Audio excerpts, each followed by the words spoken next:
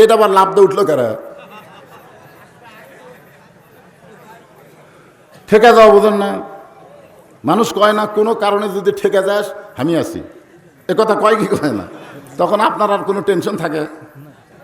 কোনো কারণে যদি আমরা ঠেকে যাই তা আল্লাহ আমাদেরকে এমন একটা নবী দিচ্ছেন, তিনি শুধু নবী না। এক হাজী সাহেব আমাকে বলতে যে হুজুর আপনি কি রাজনীতি ছাড়া কোনো ওয়াজ জানেন না? আমি বললাম কেন হাজী সাহেব? বলে এই আপনার ওয়াজে গেলি আপনি ভালোই ওয়াজ করেন হুজুর, কিন্তু মাঝে মাঝে দুই একটা এমন সাইজের কথা কোন আমার কলজাত লাগা যায়। আমি বললাম হাজী সাহেব আপনি তো হজ করবার যা রাজনীতি করছেন। হাই সাহেব বললেন আলহামদুলিল্লাহ, হজ করবার যা রাজনীতি কোন করলাম? আমি কইলাম তাহলে আপনি আমার সাথে বলেন লব্বাইক, আপনারা সবাই বলেন লব্বাইক আল্লাহুম্মা লব্বাইক লব্বাইক লা শারীকা লাক লব্বাইক। পুঁজিপতি শতকরা 2.5 টাকা যাকাত দেওয়া লাগবে। পুঁজিপতি আপনার আমার মতন মানুষের টাকা নেই, 1 লাখ টাকা 2.5 টাকা, অসুবিধা আছে? কিন্তু 1 কোটি 2.5 লাখ, কিন্তু যদি 100 কোটি হয়, 2.5 কোটি যদি 1000 কোটি হয়, ওরে বাবারে, এই 1000 কোটি যে সমস্ত পুঁজিপতি আছে এরা কোনোদিনও চাবে না বাংলাদেশে আল্লাহর কোরআনের বিজয় হোক, কারণ বিজয় হলেই গরিবের পার্সেন্ট গরিবদের বাড়িতে গিয়া ঢয়ে দিয়ে আসা লাগবে। জোরে কোন কথা ঠিক কি না? তুমি টাকার মালিক না মিয়া, আল্লাহ তোমার এই টাকা দিছে। টাকার মালিক কে? দিছে, আমানত স্বরূপ দিছে। অথচ টাকা পায় মনে করছে আমার টাকা। ওরা কোনোদিনও চাবে না যে আল্লাহর কোরআনের বিজয় হোক। 3 নম্বর হলো ধর্ম নিয়ে যারা ব্যবসা করতেছে। জোরে কোন কি নিয়ে? আমার দয়াল বাবার দরবারেতে কেউ ফিরে না খালি হাতে। করেছে তোমরা 2.5 হাত একটা করে লাঠি বানাও আর কাছে একটা করে খুর রাখবে, খুর। ওরা ঢুকবে, লাঠি দিয়ে পাড়া ফেলে দিয়ে আমরা খুর দিয়ে কেটে দেবো। গোড়া কাটবো না, আগা কাটা পোলটা দেবো। এর নাম হলো খাতনাই মুসলমান। আমার ওয়াজ খালি বাংলাদেশে চলে না, আমার ওয়াজ গোটা পৃথিবীর সব জায়গায় চলে। ধরে করার কথা ঠিক না? ওরা বুঝবার পারছে ঢুকবি অত সহজ না। ভাগ্যগুণে আমরা একটা পাইছিলাম, মনে হয় বেশি দিন আর থাকবি না। ইউনুস নবীরে খাইল মাছেতে গিলিয়া, ফেরেস্তা পাঠাইলেন আল্লাহ ইসমে আজম দিয়া। দমে দমে সে হরদম পড়ে সে ইসমে আজম, মাছেরই উদর হইতে বাঁচাইলা প্রাণ। সবাই বলেন আল্লাহু আল্লাহু তুমি জাল্লি জালালুহু, শেষ করা তো যাই না গেয়ে তোমার গুণগান। একটা মাছ ইউনুস নবীকে পেটের মধ্যে তুলেছিল কিন্তু হজম করবার পারেনি। আজকে বাংলাদেশের ক্ষমতার চেয়ারে অস্থায়ীভাবে যিনি আছেন তার নামও ইউনুস। কথাকার নাম কি?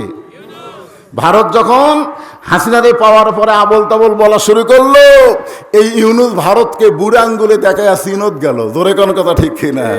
আজকে তিস্তা ব্যারেজ যে ভারত ফারাক্কাবাদে বাংলাদেশকে মরুভূমি বানাবার চাইছে, এখন চীন এসে চুক্তি করে তিস্তা ব্যারেজ আগামীতে হয়ে যাচ্ছে। আলহামদুলিল্লাহ বলে। কি ভাবতেছেন? আজকে তুরস্ক বলতেছে ভারত অস্ট্রেলিয়া বাড়াবাড়ি করিস না, গোটা বাংলাদেশে অস্ত্র দিয়ে ভরে দেবো। কোন কথা ঠিক কিনা? আমরা কলেমা পড়ে যখন টিপ দেবো ওরা ভগবান কয়ে মরে যাবি। আর আমরা যদি কলেমা পড়া টিপ দিয়ে গুলি খাই তাহলে আমাদের মৃত্যু হবে না, আল্লাহ আমাদেরকে শহীদ হিসাবে কবুল করে নেবে। ধরে কোন কথা ঠিক কিনা? হ্যাঁ, আসেন ভাগ্য গুণে আমরা আল্লাহর প্রশংসা করার 2 নম্বর কারণ হলো আমরা বিশ্ব নবীর উম্মত হবার পারছি। কোনো কারণে হাসরের ময়দানে যদি আমরা ঠেকে যাই, এটা আবার লাভ দিয়ে উঠলো কারা? ঠেকে যাওয়া বোঝেন না? মানুষ কয় না কোনো কারণে যদি ঠেকে যাস আমি আছি, এ কথা কয় কি কয় না? তখন আপনার আর কোনো টেনশন থাকে? কোনো কারণে যদি আমরা ঠেকে যাই তা আল্লাহ আমাদেরকে এমন একটা নবী দিচ্ছেন, তিনি শুধু নবী না। আছেন আমার মুক্তার আছেন আমার ব্যারিস্টার, শেষ বিচারের হাইকোর্টেতে তিনি আমায় করবেন পার। আমরা পাপী রাসূল জাবিন্দার। আল্লাহ যখন হাকিম হয়ে আমাদেরকে আসামি বানায় বিচার শুরু করবেন, ওই সময় আমাদের নবী আমাদের পক্ষে ওকালতি করে, ব্যারিস্টারি করে, আমাদেরকে জামিন করে, সুপারিশ করে জান্নাতে পৌঁছে দিবে। এমন একজন বিশ্বনবীর উম্মত হওয়াতে আপনারা খুশি না বেজার? খুশি। তাহলে জবান খুলে আরেকবার বলি আলহামদুলিল্লাহ। এখন আসেন যে কোরআন থেকে আপনার তাফসীর শুনবেন, আমি সেই কোরআন থেকেই কয়েকটা আয়াত আপনাদের সামনে তেলাওয়াত করেছি। এই কোরআনের প্রথমেই আল্লাহ বলেছেন জালিকাল কিতাব, এটা এমন একটা কিতাব লা রাইবা ফি, যার ভিতরে কোনো সন্দেহ নাই। এখন আপনারা অনেকে মনে করতে পারেন, হুজুর 1500 বছর আগে যখন কোরআন নাজিল হয়েছিল ওই সময় সন্দেহ ছিল না, কিন্তু এত বছর যাওয়ার পরেও কি সন্দেহ ঢোকেনি? যেরকম বাংলাদেশে কিছু কিছু বক্তা ওয়াজে আসাই বলে এটা জাল হাদিস, এটা জাল হাদিস, এটা জাল হাদিস, বলে কি বলে না? আজ পর্যন্ত কেউ বলেছে এটা জাল আয়াত, এটা জাল আয়াত কেউ বলছে? কেন বলেনি? না বলার পিছনে কারণ হলো ইন্না নাহনু নাযালনা যিকরা ওয়া ইন্না লাহু লাহাফিজুন। আল্লাহ বলেছেন এই কোরআনকে আমি জিকির হিসাবে নাজিল করেছি, আর কোরআন হেফাজতের দায়িত্ব স্বয়ং আমি আল্লাহ নিজেই নিয়েছি। জোরে কারণ সুবহানাল্লাহ। কিয়ামত পর্যন্ত এই কোরআনের একটা নোক্তা পর্যন্ত পরিবর্তন হবে না। জোরে কারণ কথা ঠিক কিনা? কিন্তু শর্ত হলো হুদাল্লিল মুত্তাকিন। এ কোরআন থেকে হেদায়েত নেবার গেলে পাইকারি হারে সবাই পাবে না। কোরআন থেকে হেদায়েত নেবার গেলে মুত্তাকি হওয়া লাগবে। জোরে কোন কি হওয়া লাগবে?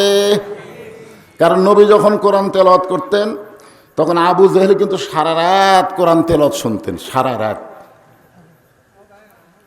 সকালবেলা যা মিটিংয়ের মধ্যে বলতো এত সুন্দর কোরআনের বাণী, রাতটা কোন দিক দিয়ে গেল আমি বুঝবারই পারিনি। সোনাল্লাহ। আচ্ছা আপনার বলেন তা আবু জেহেল কি কোরআনের বিরুদ্ধে কথা? এত সুন্দর কোরআনের বাণী রাতটা কোন দিক দিয়ে গেল আমি বুঝবারই পারিনি। তা আবু সুফিয়ান বলতেছে, নেতা যে কোরআন শুনতে রাত কোন দিক দিয়ে যায় বোঝা যায় না, সেই কোরআন ধরলে অসুবিধা কি? না শুনলেই যদি এত মজা হয় তাহলে এটা ধরার মধ্যে লাভ আছে না নাই? আবু জেহেল বলতেছে হক কথা রে, হক কথা জোরে বলা যাবি না, হাসিনার শাসন চলতেছে, তুই আমার কাছে আয়। আবু সুফিয়ান যেই কাছে গেছে কানে কানে বলতেছে এই কোরআন ধরলে আমাদের মতন ভুয়া নেতাগিরি আর চলবে না, আসল নেতা হয়ে যাবে আব্দুল্লাহর এতিম পোলা। আজকে নবী নাই, এই কোরআনকে যদি গ্রহণ করা হয়, আল উলামা ওয়ারাসাতুল আম্বিয়া, আলেমরা হলো নবীদের ওয়ারিস, তাদের হাতে নেতৃত্ব যাওয়ার কারণে আবু জেহেল মার্কা দল যারা করে তারা চিরদিন কোরআনের বিরুদ্ধে চারণ করবে। জোরে কোন কথা ঠিক? এই কোরআনের বিরুদ্ধে চারণ করবে কিয়ামত পর্যন্ত 3 শ্রেণীর মানুষ। কয় শ্রেণীর? কোরআন যেন কোনো কালি বিজয় না হয়। কোরআন তেলাওয়াতের মধ্যে থাক, ওয়াজের মধ্যে থাক, অসুবিধা নেই। কোরআন আপনি ওয়াজ করেন, কোরআন তেলাওয়াত করেন। আজকেও 123টা দেশের মধ্যে বাংলাদেশের একজন হাফেজ ফার্স্ট হয়ে গেছে। জোরে কোন সুবহানাল্লাহ। এমনকি সৌদি আরব, কুয়েত, কাতার পর্যন্ত পারেনি।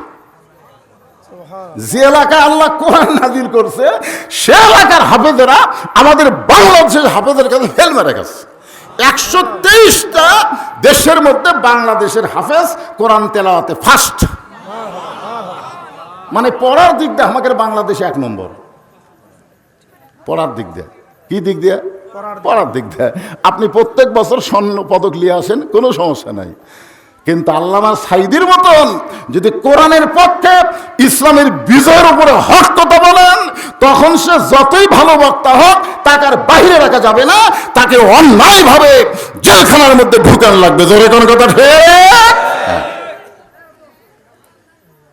আবু জেহেলের মতন রাষ্ট্রীয় শক্তি কোনোদিনও চাবে না এই কোরআনের বিজয় হোক, এ কোরআন দা বাংলাদেশ চলুক, তারা কোনোদিনও চাবে না। 2 নম্বর হলো পুঁজিপতি শতকরা 2.5 টাকা যাকাত দেওয়া লাগবে। পুঁজিপতি আপনার আমার মতন মানুষের টাকা নেই, 1 লাখ টাকা 2.5 টাকা, অসুবিধা আছে। কিন্তু 1 কোটি 2.5 লাখ, কিন্তু যদি 100 কোটি হয়, 2.5 কোটি, যদি 1000 কোটি হয়, ওরে বাবারে, এই 1000 কোটি যে সমস্ত পুঁজিপতি আছে এরা কোনোদিনও চাবে না বাংলাদেশে আল্লাহর কোরআনের বিজয় হোক, কারণ বিজয় হলেই গরিবের পার্সেন্ট গরিবদের বাড়িতে গিয়ে ঢয়ে দিয়ে আসা লাগবে। জোরে কোন কথা ঠিক কি না? তুমি টাকার মালিক না মিয়া, আল্লাহ তোমার টাকা দিছে। টাকার মালিক কে দিছে? আমানত স্বরূপ দিছে। অথচ টাকা পায় মনে করছে আমার টাকা। ওরা কোনোদিনও চাবে না যে আল্লাহর কোরআনের বিজয় হোক। 3 নম্বর হলো ধর্ম নিয়ে যারা ব্যবসা করতেছে। জোরে কোন কি নিয়ে? আমার দয়াল বাবার দরবারেতে কেউ ফিরে না খালি হাতে।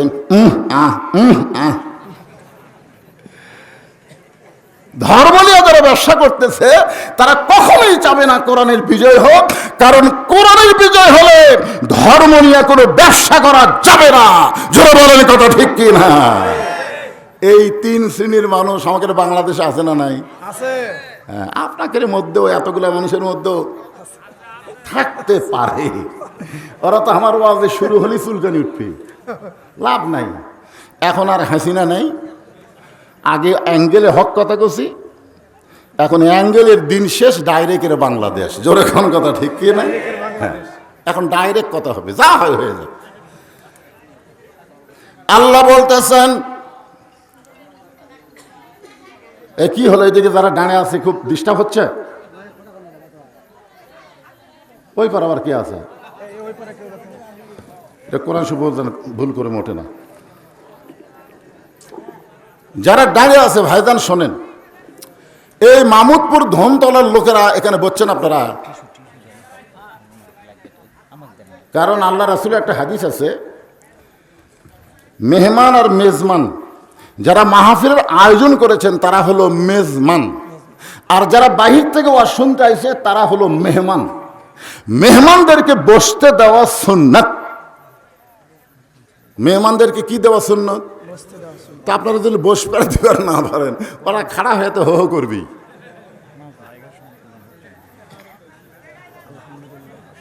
আবার দেখাও যাচ্ছে না, বসে কি কর্ম দেখা যাচ্ছে না, দেখা তো যাচ্ছে না কি?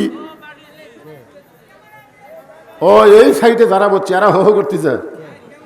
এই তোমরা একটু ক্যামেরাম্যান বসো না, ফাঁক ফুক করে দাও এবারে। কারণ ক্যাসেটে, মোবাইলে, ফেসবুকে, ইউটিউবে আমার ওয়াজ শুনিনি এমন একটা মানুষও নাই। জোরে কোন কথা ঠিক কিনা? কিন্তু আজকে বহুদিন পরে একটু দেখ পারাচ্ছে, তো দেখ পারে সে যদি এলে আবার জ্ঞান জম করে। এরা তো মাথা এমনি তো গরম কে রে, এখন টেতে একটা ফ্যান থাকা লাগবে না? হ্যাঁ,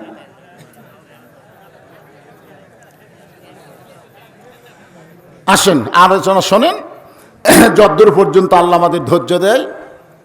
ফাযকুরুনি আযকুরুকুম ওয়াশকুরুলি ওয়ালা তাকফুরুন। শুরু হয়ে গেল। আল্লাহ বলতেছেন যে আমার জিকির করে, আমি আল্লাহ তার জিকির করি। এই জিকির মানে কি আগে এটা বোঝা লাগবে, যে আমরা আল্লাহর জিকির করি, আল্লাহ আমাদের জিকির করেন। এই জিকিরটা বুঝাতে গিয়ে আমি আপনাদের বলতেছি, আল্লাহর একজন মস্ত বড় পয়গাম্বর। ভাইজান ভাইজান কষ্ট হলেও শোনেন, কষ্ট হলেও আপনারা কথা বলেন না। কথা বললে আপনার নাম দিয়েছেন তাফসির মাহফিল।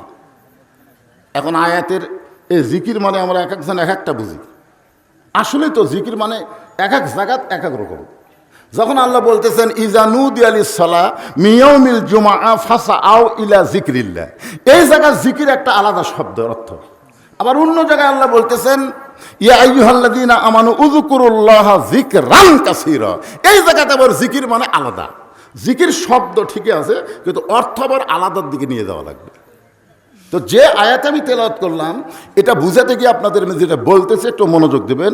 আল্লাহর একজন মস্ত বড় পয়গাম্বর, নাম হলো নূহ আলাইহিস সালাম। জোরে বলেন নাম কি? শুকনা জায়গায় নৌকা বানাচ্ছেন। এখন আপনারা কবেন হুজুর আবার নৌকা?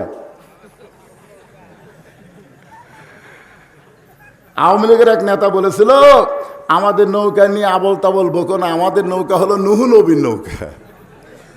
পৃথিবীতে সর্বপ্রথম যে যানবাহন আল্লাহ দিয়েছে, এই যানবাহনের ইঞ্জিনিয়ার হচ্ছে আল্লাহ, মিস্ত্রি হচ্ছে একজন আল্লাহর নবী। জোরে কান সুবহানাল্লাহ। আর যানবাহনের নাম হলো নৌকা। জোরে কান নাম কি? আরো জোরে। আজকে স্বপন থাকলে খুবই খুশি হতো। কে আর এর বিরুদ্ধে আমি না বুঝে লাগছি, ই তো নৌকার মিছিল করতেছে। এমন সময় একজন বুড়ি মানুষ লাঠিতে ভর দিয়ে এসে বলে, বাবা নূহ, এই শুকনা জায়গায় নৌকা বানানোর কারণ কি? নূহ বললেন, বুড়িমা, বন্যা নামক একটা গজব হবে। বন্যা নামক একটা গজব। জোরে কোন কি হবে? এই গজবে গোটা পৃথিবী ধ্বংস হয়ে যাবে। কেবলমাত্র নৌকার ভিতরে যাদের জায়গা হবে তারা ধ্বংস হবে না, কেবলমাত্র তারাই ধ্বংস হবে না। বুড়ি বলতেছে, বাবা নূহ, গজবে সবাই যদি নৌকায় উঠতে চায়, তোমার ছোট্ট নৌকার মধ্যে কি সকলের জায়গা হবে? নূহ নবী বললেন, বুড়িমা, এই নৌকার শর্ত হলো ইমানদার বান্দা বান্দি যারা নৌকার ভিতরে জায়গা পাবে, তারা বেঈমানদের জায়গা নৌকায় হবে না।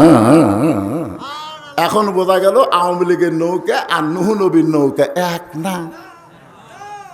এক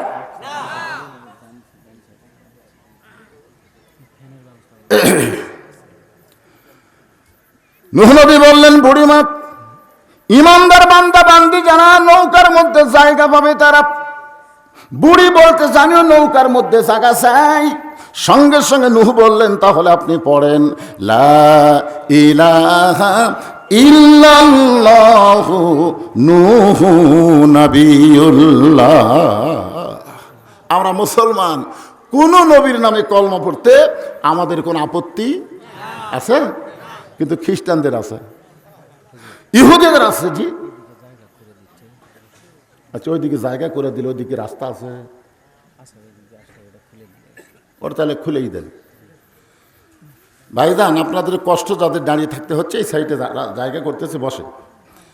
হ্যাঁ আচ্ছা ঠিক আছে। আপনি আর চাপান যাবি না, গরমের দিন নয়, এটা মাঘ মাস। মাঘ মাস হলে আমি 1 ইঞ্চি চাপ পার করলে এরা 4 ইঞ্চি চাপতো। জোরে করার কথা ঠিক আছে, চাপার মধ্যে তো মজা। কিন্তু এখন যত ফাঁক তত মজা। মানুষ এক জায়গায় বেশি হলে এমনি গরম বেশি হয়। যাক, তারপরে যদি চাপা যায় আপনার চাপবেন। আপনাদের আপত্তি আছে নাকি যদি আমরা বলি লা ইলাহা ইল্লাল্লাহ ইব্রাহিম ও খলিলুল্লাহ? আপত্তি আছে? আমরা যদি বলি লা ইলাহা ইল্লাল্লাহ ঈসা রুহুল্লাহ, কোন আপত্তি আছে? কিন্তু খ্রিস্টানদের আপত্তি। ওই দূরে থেকে অ্যাঙ্গেলে সামান্য একটু বাতাস দিলে হবে। সরাসরি মাইকত পড়লে আবার আওয়াজ ঠিক মতো হবে না। এতে দেওয়া লাগবে উপর দিকে, গাছের নিচের দিকে। আর মুখ আছে এটি, আর এ দিয়েছে কাত হয়ে ইঙ্গে। ওরও দোষ নাই, যতগুলো মাল দিছে আর মাথার উপরে তো মাথা খালি ডাবতেছে।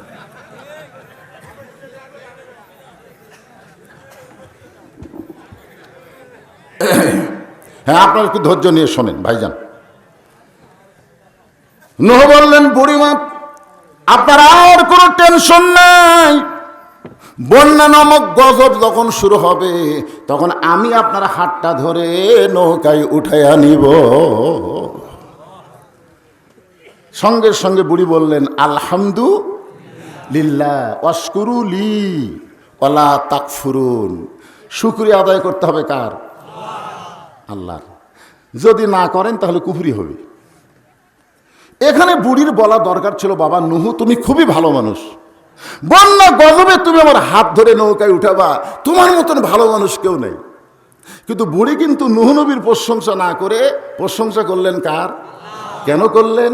কারণ ঈমান গ্রহণ করার পরে ঈমানই তাকে বলে দিচ্ছে, ঈমান যদি তোমার ভিতরে রাখতে চাও, আল্লাহ ছাড়া অন্য কারো প্রশংসা করা যাবে। এজন্য যারা হজ করেছে তারা কিন্তু, এক হাজী সাহেব আমাকে বলতে, হুজুর আপনি কি রাজনীতি ছাড়া কোনো ওয়াজ জানেন না? আমি বললাম, কেন হাজী সাহেব? বলে, আপনার ওয়াজে গেলি আপনি ভালোই ওয়াজ করেন হুজুর, কিন্তু মাঝে মাঝে 2-1টা এমন সাইজের কথা কোন আমার কলজাত লাগা যায়। আমি বললাম, হাজী সাহেব আপনি তো হজ করবার যা রাজনীতি করছেন। হাই সাহেব বললেন, আউযুবিল্লাহ, হজ করবার যা রাজনীতি কোন করলাম? আমি কইলাম, তাহলে আপনি আমার সাথে বলেন, লব্বাইক, আপনারা সবাই বলেন লব্বাইক আল্লাহুম্মা লব্বাইক, লব্বাইক লা শারীকা লাকা লব্বাইক, ইন্নাল হামদা ওয়ান নি'মাতা লাকা ওয়াল মুলক লা শারীকা লাক। আপনারা বলেন তো লাকা ওয়াল মুলক লা শারীকা লাকের অর্থ কি? এই হাজি সাহেব, আপনি যে আল্লাহর কাবার সামনে নিয়ে ঘোষণা করে আসলেন, রাজনীতির ভিতরে, রাজত্বের ভিতরে একমাত্র আল্লাহ ছাড়া অন্য কাউকে আমি স্বীকার করি না। তাহলে আপনি কাবাঘর সামনে নিয়ে বললেন রাজনীতি রাজত্বের মধ্যে একমাত্র আল্লাহ। আপনি কাবাঘরের সামনে আল্লাহর রাজনীতি করলেন আর বাংলাদেশে এসে আল্লাহ ভুলে গেলেন।